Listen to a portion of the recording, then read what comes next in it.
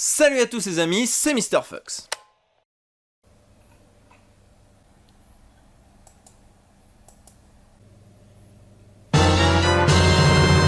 Je suis assez content de vous présenter cette vidéo puisque c'est ma toute première OPSP. Une OPSP, pour ceux qui ne savent pas, c'est du sponsoring, c'est quand une marque, une association, un organisme engage un vidéaste pour parler d'un produit, d'un événement, de quelque chose comme ça. Donc je suis super content qu'on ait pensé à moi pour cette OPSP et j'espère que vous serez contents, vous également, au moins pour moi, parce que c'est vrai que ça permet d'acheter du nouveau matériel, de financer de nouvelles vidéos ou tout simplement peut-être de vivre de YouTube, beaucoup plus sûrement en tout cas que la monétisation qui est nul à chier, surtout en ce moment. D'autant que là, je vous fais pas la promo d'une marque de rasoir, ou d'une appli en ligne, ou de Vincent Macario. Non, là, on est sur un truc beaucoup plus sympa. En effet, c'est Télérama qui m'a proposé de participer à un événement qu'ils organisent tous les ans, qui s'appelle Télérama Dialogue. Ça a lieu à Paris, au Théâtre du Rond-Point, et le concept, c'est que il y a plusieurs personnalités qui viennent pour un petit entretien suivi de questions-réponses. Ça dure généralement entre 45 minutes et 1 heure. Et cette année, je dois dire qu'il y avait des personnalités assez sympas. Niveau cinéma, il y avait Jacques Gamblin, Gaspard Ulliel, Mathieu Sapin, Jean Dujardin, Nathalie Baye, donc plutôt du bon people. Et puis même en parallèle de ça, il y avait plein d'autres personnalités sympas dont je vais vous parler sans plus attendre. Mais du coup, j'étais plutôt content qu'on me propose cet événement. Donc j'y suis allé avec un grand sourire, ma foi, même pas fin. J'étais assez content qu'on me propose ce truc. Nous vous rappelons que vous pourrez être amené à... Nous pourrons amener à vérifier vos titres de transport et abonnements. Comme je vous l'ai dit, il y avait pas mal d'invités ciné et comme je regarde déjà pas mal de making-of, de commentaires audio, de featurettes, etc., je me suis dit que j'allais plutôt aller à tous les trucs qui ne parlaient pas de ciné. Donc à part la toute dernière de la journée, j'ai soigneusement évité Jacques Gamblin, Gaspard Ulliel, et je suis allé voir des gens que je serais pas allé voir naturellement, on va dire. J'ai commencé par Thomas Joly, qui est un auteur et metteur en scène de théâtre parisien. Alors, je dois vous dire que ça fait un moment que je suis pas allé au théâtre, et c'était assez intéressant, son truc. On a affaire à un jeune qui a envie justement de casser un peu les codes du théâtre chiant que vous alliez voir au lycée. On va pas se mentir, on est tous allés voir le CID présenté par la grande compagnie de machin truc, et si les aficionados aiment sûrement, nous, en tant que lycéens, on s'est souvent fait chier. Et ce mec avait une approche assez intéressante du théâtre, il a dit des choses plutôt sympathiques, donc je l'ai découvert avec cette séance de questions-réponses, et c'était plutôt sympa. Pour la conférence suivante, sur les 4 invités, parce que j'ai oublié de le préciser, mais il y a 4 salles avec des invités fluctuants. Sur les 4 invités, au lieu d'aller voir Jacques Gamblin, justement, je suis allé voir Léa Salamé. Et ouais, j'avais vraiment pas prévu d'aller la voir pour le coup, mais je me suis dit, c'est plutôt rare, quelqu'un comme Léa Salamé qui vient discuter avec les gens, c'est plutôt rare. Allons y faire un tour. C'était pas l'entretien le plus intéressant de la journée parce que je trouve que l'intervenant est resté pas mal en surface, hélas. Du coup, j'ai voulu poser une question un petit peu plus impertinente à Léa Salamé. Vous avez parlé tout à l'heure de votre neutralité politique, du fait que vous défendiez que les gens sachent pour qui vous votez. Est-ce que vous croyez vraiment à la neutralité politique dans le journalisme? Parce que... Non. Voilà. Non, l'objectivité, la neutralité absolue n'existe pas. Mais vous avez des journalistes, il y en a plein, Natacha Polony, vous l'avez cité, qui sont clairement... Natacha, elle a toujours dit, ça n'existe pas, tout le monde est subjectif, tout le monde... Bon, moi, je pense c'est une histoire de nuances et de degrés. Quand j'ai un macroniste le matin, je lis Laquais du pouvoir, Léa Salamé, gna gna gna gna. Quand je reçois quelqu'un de droite ou d'extrême droite, c'est la gauchiste Léa Salamé. Ensuite, quand je reçois quelqu'un de gauche, c'est ah là là, suppôt de Sarkozy, Léa Salamé. Donc, à un moment, ça me rassure parce que comme je me prends de tous les côtés, c'est bon signe. Et en même temps, les gens ne comprennent pas parfois. Alors peut-être que pourtant, ça fait quand même quasiment 5 ans que je fais cette matinale d'Inter avec toujours la même manière d'interviewer, c'est-à-dire l'interview contradictoire. C'est-à-dire que si j'ai Mélenchon en face de moi, ça sera une question où j'essaie de trouver, de le déstabiliser sur ses positions. Ça ne veut pas dire que je pense ce que je dis. Ça veut dire que je prends tous les contre-arguments et je lui oppose. Quand j'ai quelqu'un du gouvernement, je prends tous les contre-arguments et toutes les critiques de son projet de loi ou de sa loi, et je lui oppose. Même chose pour la droite, même chose pour l'extrême, c'est toujours la même chose. Tous les matins, c'est la même chose. C'est d'essayer de trouver ce qui ne va pas, ce qui pêche, ce qui... Voilà, c'est tout. C'est juste notre job. C'est comme ça, en tout cas, je l'envisage. Bon, c'est pas forcément une réponse super satisfaisante, mais au moins elle a eu le mérite d'essayer d'y répondre. Voilà, j'ai l'air de casser du sucre sur le dos de Léa Salamé, mais mine de rien, il y avait quand même quelques trucs intéressants dans cette séance de questions-réponses. On dit souvent d'une femme qu'elle est agressive, on trouve qu'un homme est super pugnace. Mais Ensuite, j'ai préféré prendre un petit peu de temps pour manger déjà, et puis ensuite discuter un petit peu à la fois avec les intervenants et avec aussi le public du festival, enfin de la journée Télérama Dialogue. Il y a 2 trucs qui m'a frappé avec le public, en tout cas le public de la journée, pour la soirée c'était un peu différent, mais le public de la journée était assez âgé. Mais pas âgé conservateur, plutôt âgé intéressé par tous les sujets, ouvert d'esprit, etc., avec qui j'ai pu discuter, etc. On est loin de l'idée que je me faisais du public de Télérama, tout simplement. Pour la petite anecdote, j'ai été indirectement abonné à Télérama pendant des années, puisque mes parents l'étaient. Du coup, je lisais un petit peu Télérama, et c'était toujours amusant de lire l'avis de Télérama, auquel j'adhérais généralement pas, sur des films que j'aimais. Et quand je voyais qu'on se recoupait, je me disais, c'est un film qui peut peut-être réunir différents publics. Après, des fois, j'avais l'impression que Télérama aimait des films un peu au pif, mais bon, ça... c'est autre chose. Donc ouais, un public assez âgé, mais intéressé par tous les sujets. Et j'ai notamment discuté avec des personnes âgées qui étaient à côté de moi pour la conférence d'Ovidie. J'y reviendrai.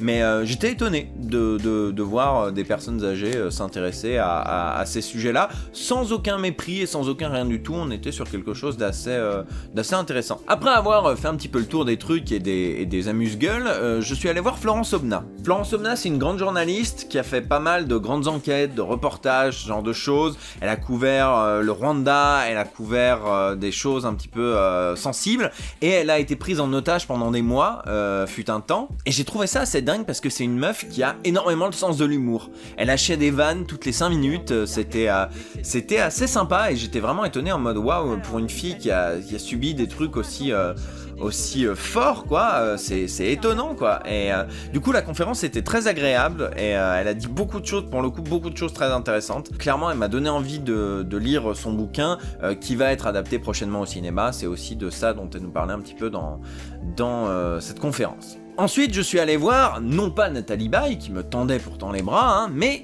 Ovidie, que j'avais très très très envie d'écouter. Pour dire entre parenthèses, c'est une actrice et réalisatrice que je suis depuis un bon moment, depuis qu'elle a arrêté sa carrière dans le X en fait. C'est quelqu'un qui est très engagé dans les mouvements féministes, dans le porno éthique. Elle a réalisé pas mal de documentaires sur le sujet, et pour le coup c'était vraiment, je trouve, un des entretiens les plus intéressants que j'ai pu voir pendant l'événement. Du coup là aussi j'y suis allé de ma petite question, et pour le coup sa réponse était beaucoup plus intéressante que celle de Léa Salamé. On a parlé de l'évolution de la notion de consentement, etc., ce genre de choses.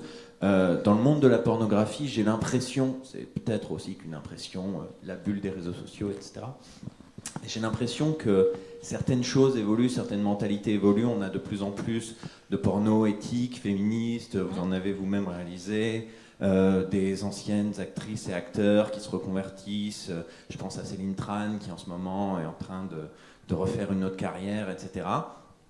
Est-ce que vous pensez que les mentalités peuvent évoluer pour les travailleurs du sexe, ou est-ce qu'on est vraiment bloqué et ça ne va pas bouger de sitôt ? En fait, je le souhaite, mais j'ai quand même la sensation que c'est minoritaire. C'est-à-dire, effectivement, aujourd'hui, dans le milieu, on va dire, féministe, porno éthique, porno queer, etc., il y a plus de monde aujourd'hui qu'il y a 10 ans, par exemple. Il y a vraiment eu une troisième vague de porno féministe avec les natifs numériques, voilà, avec une forme de féminisme 2.0 qui a émergé donc, depuis le début des années 2010. En fait, on assiste à plein de jeunes femmes, principalement, qui se sont emparées des outils numériques, parfois même juste un iPhone, et qui se sont affranchies des diffuseurs. Et ça a une place, visiblement, dans notre environnement culturel, puisque régulièrement, il y a des articles sur ce qu'elles font. Donc voilà, ça a une place dans notre environnement culturel. Maintenant, concrètement, dans notre consommation... Là, c'est toujours mon côté négatif, mais concrètement, dans notre consommation, ça représente quoi maintenant, quoi ? C'est-à-dire, la semaine prochaine, par exemple, je vais à Berlin, qui est la grand-messe c'est un festival avec des projections de porno féministe, des conférences de travailleurs du sexe, etc. C'est un festival très militant. Il y a de plus en plus de monde chaque année, c'est super. Les salles sont toujours combles, c'est super. Mais ça va représenter quelques centaines ou 1000 ou peut-être 1500 personnes. Ça représente quoi finalement sur les milliards de connexions qu'il y a dans le monde entier? Donc en fait, moi je trouve ça super, franchement, de loin. Moi j'ai un peu passé le relais sur ces questions-là, j'avoue. Mais je trouve ça vraiment, vraiment très positif. Maintenant, qu'il y ait une contre-culture aussi qui émerge au sein de la pornographie finalement, parce que c'est une forme de contre-culture.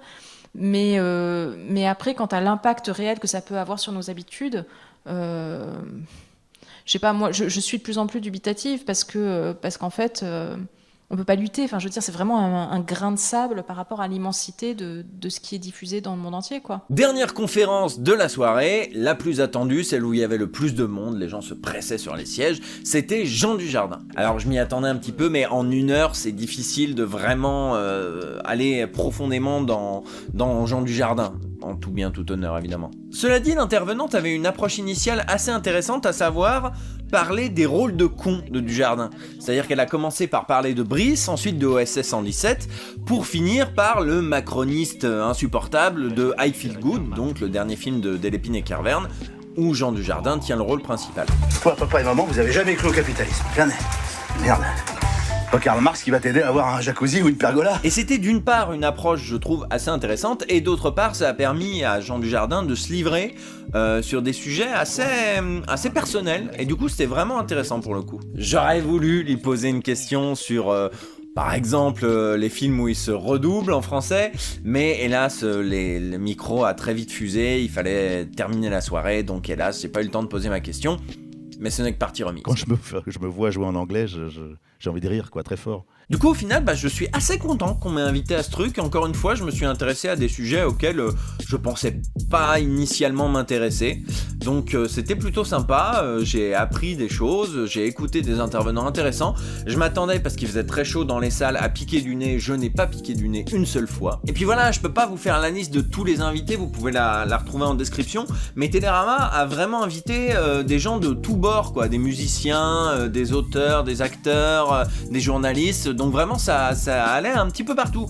Forcément on n'a pas le temps de tout voir, mais les endroits où on va sont généralement assez intéressants. Bon, mon petit regret, c'est de pas avoir pu parler à Pierre Murat dans la section invité. C'est quelqu'un dont les critiques cinéma assez acerbes et parfois, me semble-t-il, à côté de la plaque, ont ponctué ma vie de lecteur adolescent de Télérama. Mais du coup, voilà, c'était un chouette event et je ne suis vraiment pas payé pour en dire du bien. Je suis juste payé pour en parler, sans doute parce que, comme j'ai pu le dire tout à l'heure, le public, alors qu'on était en première semaine de vacances, le public était assez âgé, surtout sur le début de la journée. Donc, effectivement, je comprends la démarche. Mais du coup, ouais, ce serait bien qu'il y ait plus de jeunes qui viennent à cet événement parce que, vraiment, encore une fois, il y a des gens de tous horizons qui disent des choses intéressantes. Donc, j'ai envie de dire, pourquoi se priver ? Voilà, merci de m'avoir écouté, merci d'avoir regardé jusqu'au bout et j'en profite rapidement pour m'excuser de l'absence globale de vidéos ces derniers temps. Vous avez peut-être pu le voir, j'ai un nouvel ordinateur et un nouvel ordinateur ça veut dire aussi généralement